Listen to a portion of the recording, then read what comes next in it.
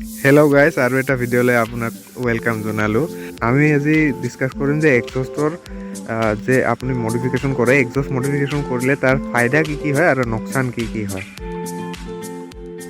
চ' first পইণ্টটো হ'ল যে এক্সজষ্ট মডিফিকেশ্যন কৰিলে আপোনাৰ যিটো চাউণ্ড থাকে সেইটো ইনক্ৰিজ হয়।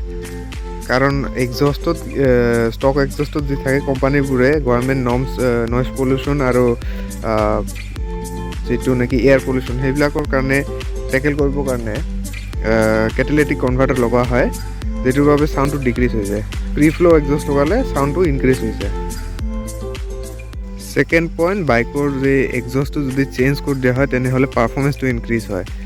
কাৰণ যিটো মই আগতে পইণ্টত ক'লোঁ যে বাইকত মেনুফেকচাৰবিলাকে কেটেলিটিক কনভাৰ্টাৰ দি দিয়ে। কেটেলিটিক কনভাৰ্টাৰৰ বাবে যিবিলাক এক্সজষ্ট থাকে, যিবিলাক ইঞ্জিনৰ পৰা এক্সজষ্ট ওলায় সেইবিলাক ভালকৈ ওলাই যাব নোৱাৰে।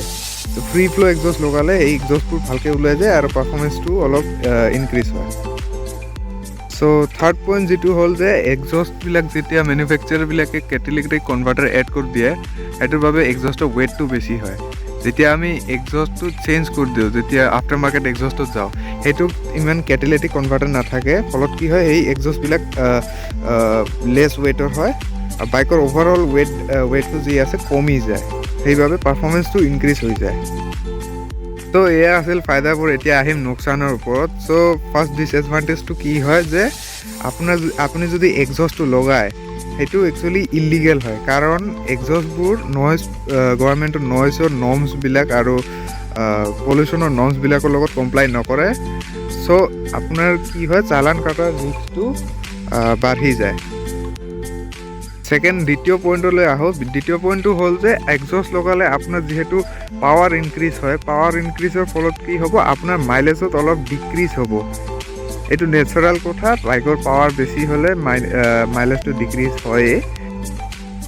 আৰু থাৰ্ড পইণ্টটো হ'ল যে আপোনাৰ বাইকৰ পাৱাৰ ৰিডিউচ হৈ যাব পাৰে।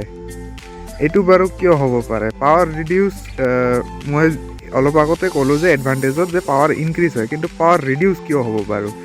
চ' আমি যেতিয়া এক্সজষ্টটো লগাওঁ, যদি ফুল ছিষ্টেম এক্সজষ্ট হয়, তাৰমানে এই এণ্ড পাইপৰ পৰা যদি একদম ফুল ছিষ্টেম এক্সজষ্ট হয়, তেতিয়াহ'লে আমাৰ যিটো ECU থাকে, ECUটো টিউন কৰিব লাগিব।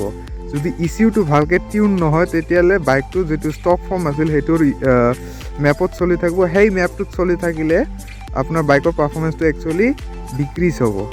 চ' এয়া আছিল কিছুমান এক্সজষ্টৰ এডভান্টেজেছ এণ্ড ডিছএডভান্টেজেছ। আশা কৰোঁ আপোনাৰ ভিডিঅ'টো ভাল লাগিছে। ভিডিঅ'টো যদি ভাল লাগিছে তেনেহ'লে লাইক, শ্বেয়াৰ আৰু ছাবস্ক্ৰাইব কৰি দিব।